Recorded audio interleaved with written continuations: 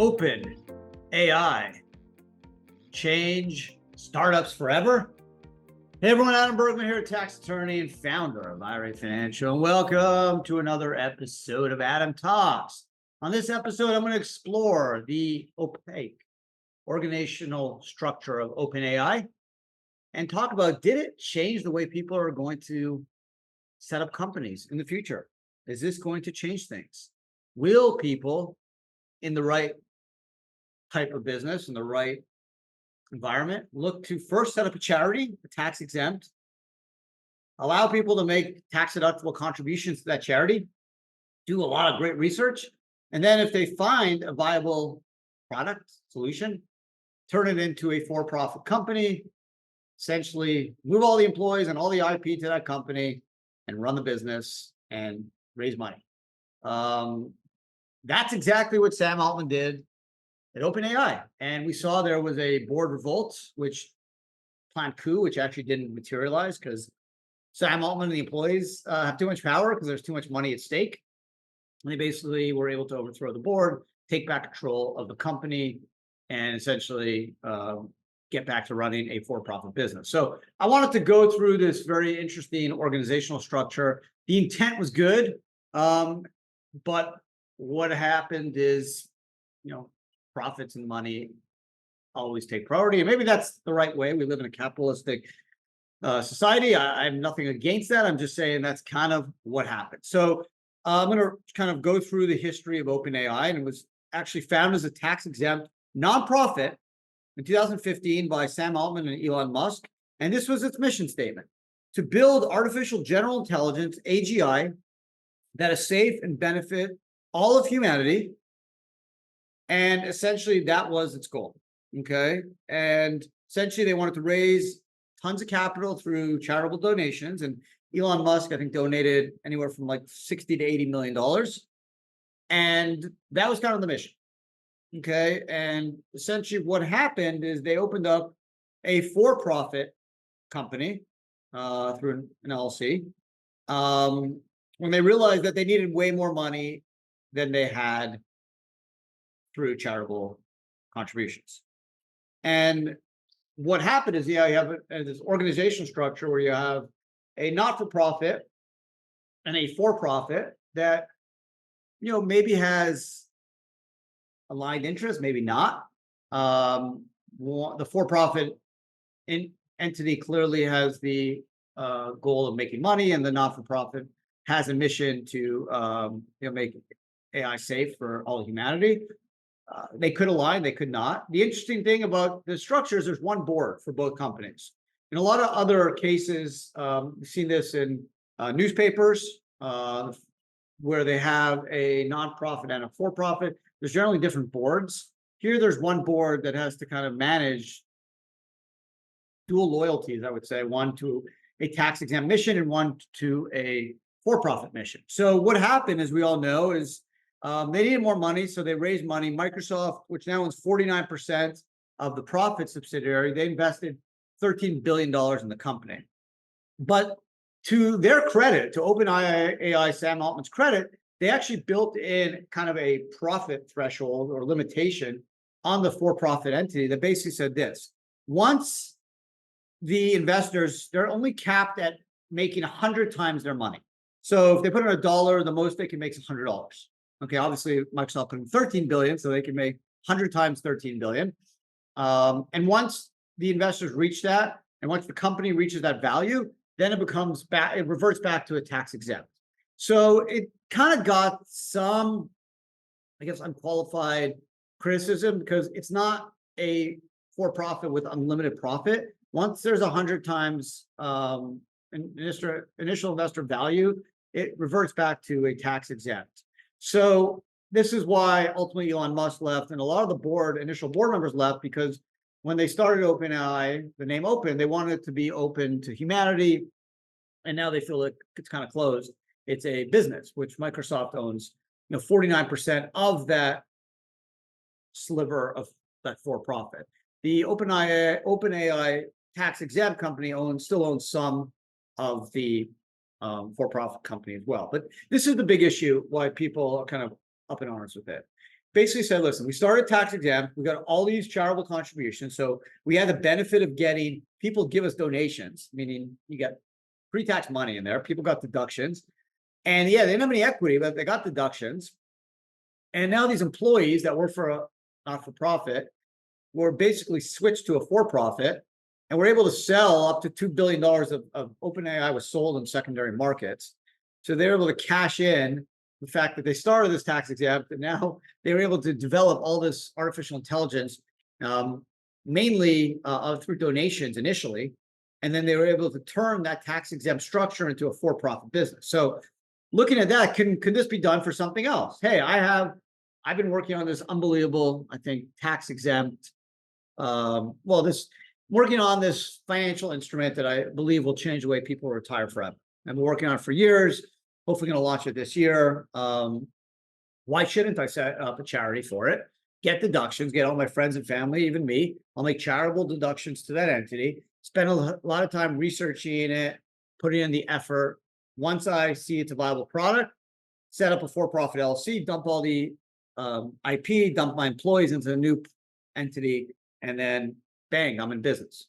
Kind of an issue, right? So a couple of things that people aren't talking about. UBIT, unrelated business income tax. We know it applies to IRAs. Well, its initial purpose for charities.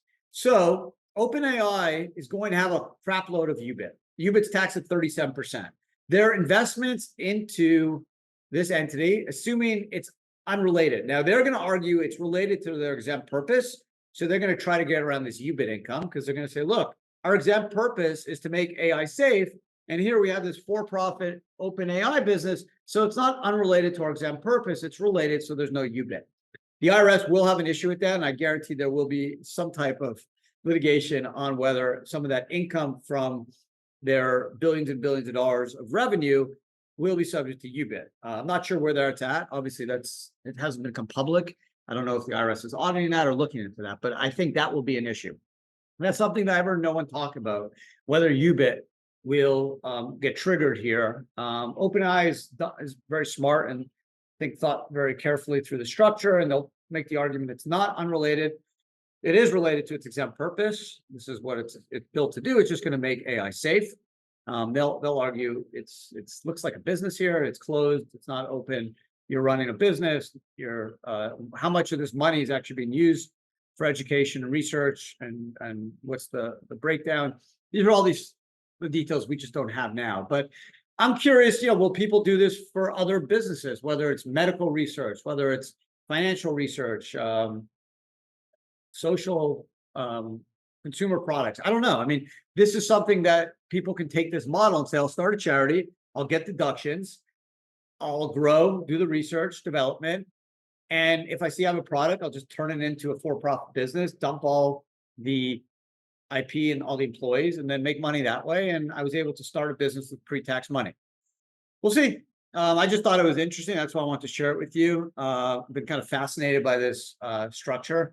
And I'm curious how the IRS kind of views this. Clearly, if you set up a charity to educate, low-income families, and then you started a bicycle business, clearly you're going to have unrelated business income. But let's say you started a tax-exempt organization to educate, Americans on IRA literacy and educate people on the power of tax deferral and the power of alternative assets.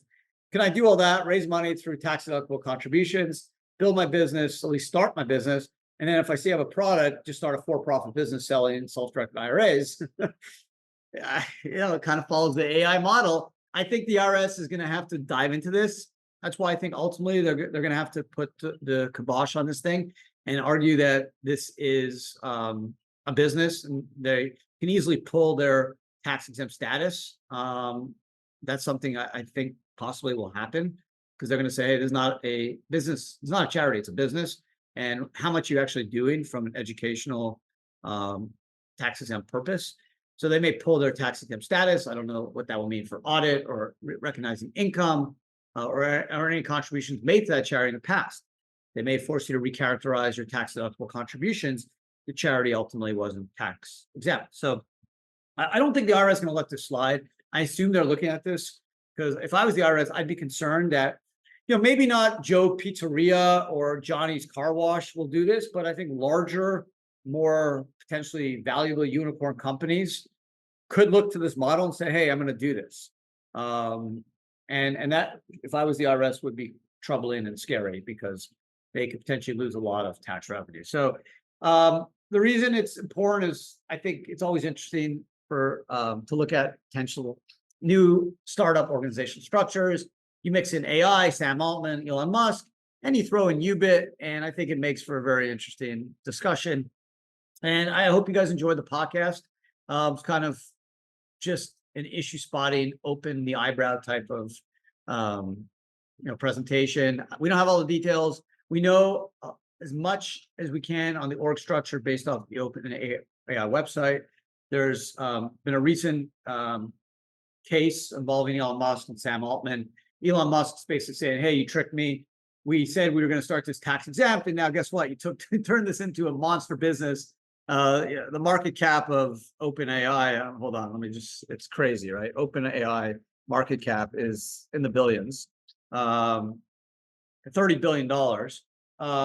So he's like, hey, I put in 50, 60 million bucks, thought I was doing a good thing. Then you got the big bad Microsoft to be a 49% investor. You built a monster $30 billion business, and I have no equity interest, right? I'm a charity. I made a charitable deduction. I get no equity. OpenAI has some equity, but he's not an investor in OpenAI. He's just a contributor, a donor. So he's like, I get nothing. I'm not an employee. The employees just made billions of dollars.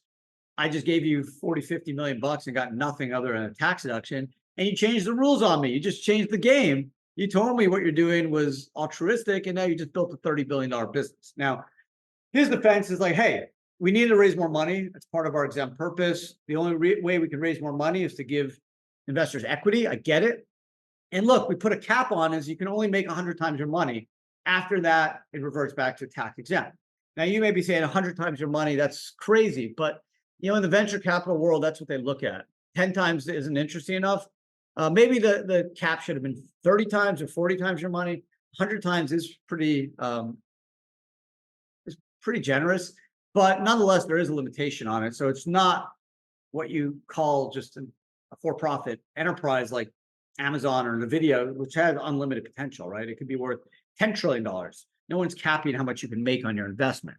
So by capping it, at least I think OpenAI is making the argument that, look, we're just doing this for a limited purpose. We need to raise more money. We want to give investors equity. Once they 100 times their money, we're going back to a charity, tax exempt, and we're going to save the world from AI. So very interesting case. I don't think anyone's right or wrong. I think everyone had good concepts, good intentions, but you know how money works. The investors are now like, hey, we want our 100 times our money, and we're not, going to kind of drift off so quickly. So very interesting to be continued. I find it fascinating. I think more litigation to come. There's too much money at stake. And once you mix in AI and some of the players involved, it's going to get fun. So thanks again for spending some time with me today. I hope you enjoyed the podcast. Or if you're watching on YouTube, appreciate it. Don't forget to subscribe. It's a weekly podcast. Generally drops every Wednesday or Thursday. Lately, more Thursday for some reason. I think we're just been super busy. If you enjoyed it, please leave a nice review. A thumbs up would always be appreciated. And that's it. Enjoyed hanging out with you guys today, and I hope to see everyone again next week. Ciao, and thanks for hanging out. Take care.